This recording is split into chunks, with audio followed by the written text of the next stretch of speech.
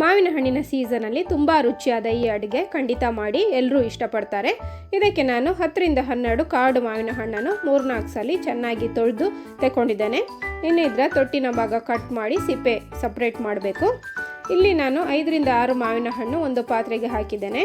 ಉಳಿದ ಎಲ್ಲ ಮಾವಿನ ಹಣ್ಣನ್ನು ಸಿಪ್ಪೆಯಿಂದ ಸಪ್ರೇಟ್ ಮಾಡಿ ಸಿಪ್ಪೆ ಮತ್ತು ಮಾವಿನ ಹಣ್ಣನ್ನು ಒಟ್ಟಿಗೆ ಒಂದು ಪಾತ್ರೆಗೆ ಹಾಕ್ಕೊಂಡಿದ್ದೇನೆ. ಈಗ ಇದಕ್ಕೆ 1 ಗ್ಲಾಸ್ನಷ್ಟು ನೀರು ಹಾಕಿ ಇದರಲ್ಲಿರೋ ರಸವನ್ನು ಚೆನ್ನಾಗಿ ಹಿಂಡಿ ಸಪ್ರೇಟ್ ಮಾಡಿ ಇಡಬೇಕು. ಈಗ ಮಸಾಲೆ ತಯಾರಿಸಲಿಕ್ಕೆ ಮಿಕ್ಸಿ ಜಾರಿಗೆ ತೆಂಗಿನ ತುರಿ, ಕೊತ್ತಂಬರಿ ಬೀಜ, ಸಾಸಿವೆ, ಬ್ಯಾಡಗಿ ಮೆಣಸು, 1 ಸಣ್ಣ ತುಂಡು ಹುಣಸೆ ಹುಳಿ ನೀರು ಹಾಕಿ ಇದನ್ನು ನುಣ್ಣಗೆ ರುಬ್ಬಬೇಕು. ನಾನಿವತ್ತು ಉಪಯೋಗಿಸಿದ ಮಾವಿನ ಹಣ್ಣು ಸ್ವಲ್ಪ ಹುಳಿ ಇಲ್ಲದ ಕಾರಣ ನಾನಿಲ್ಲಿ ಹುಣಸೆ ಹುಳಿ ಸೇರಿಸಿದ್ದೇನೆ. ಇನ್ನು ಬಾಣಲೆಗೆ ಎಣ್ಣೆ, ಸಾಸಿವೆ, 1/4 ಸ್ಪೂನಷ್ಟು ಮೆಂತೆ, ಜೀರಿಗೆ, ಕರಿಬೇವು, ಮೆಣಸು ಹಾಕಿ ಒಗ್ಗರಣೆ ರೆಡಿ ಮಾಡಬೇಕು.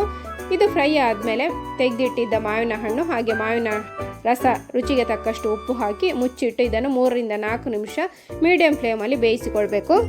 3-4 ನಿಮಿಷ ನಂತರ ಬೆಂದ ಮಾವಿನ ಹಣ್ಣಿಗೆ ರುಬ್ಬಿದ ಮಸಾಲೆ, ಸಣ್ಣ ತುಂಡು ಬೆಲ್ಲ ಹಾಕಬೇಕು. ಮಾವಿನ ಹಣ್ಣಿನ ಸಿಹಿ ನೋಡಿ ಇಲ್ಲಿ ಬೆಲ್ಲವನ್ನು ಹೆಚ್ಚು ಕಮ್ಮಿ ಮಾಡಿಕೊಳ್ಬೇಕು.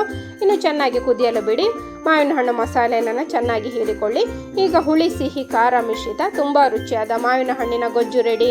ಇದನ್ನು ಬಿಸಿ ಅನ್ನಕ್ಕೆ ಬಡಿಸಿ, ಎಲ್ಲರೂ ಇಷ್ಟಪಡ್ತಾರೆ. ರೆಸಿಪಿ ಇಷ್ಟ ಆದರೆ ಲೈಕ್ ಮಾಡಿ, ಚಾನಲ್ ಸಬ್ಸ್ಕ್ರೈಬ್